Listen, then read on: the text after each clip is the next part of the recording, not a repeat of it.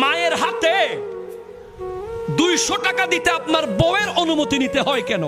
কথা বলেন না ঠিক কিনা? ওষুধ তো আমি কিনে দিচ্ছি, পান তো আমি কিনে দিচ্ছি, সুপারি তো আমি আনতেছি, আবার টাকা কেন? কি ভাই নাই এরকম লোক?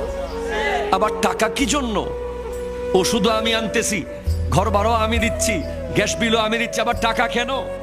আরে বোকা, টাকা মায়ের হাতে দিলে ওটা খাতুনগঞ্জে ইনভেস্ট করার মতো হবে।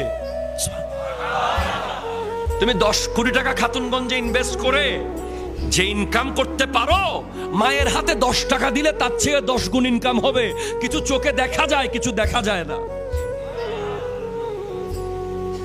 এজন্য বেতন পেলে আলাদা করে মা বাবার হাতে টাকা দিয়েন, সব আনার পরেও দিয়েন। দেখবেন ইন্তেকালের পরে শাড়ির তলে টাকাগুলো আছে,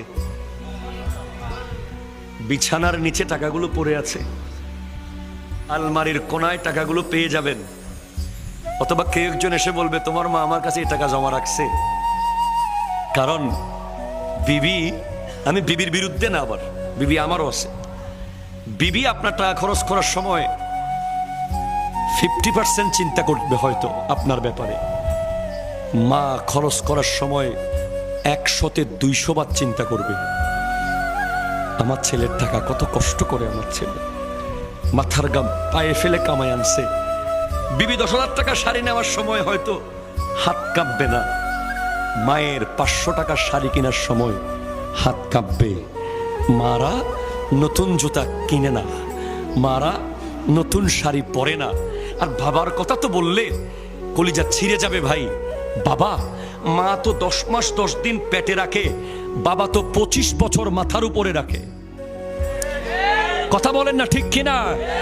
ব্রেইনের ভিতরে রাখে, ব্রেইনের ভিতরে, পেটে রাখা আর ব্রেইনে রাখা।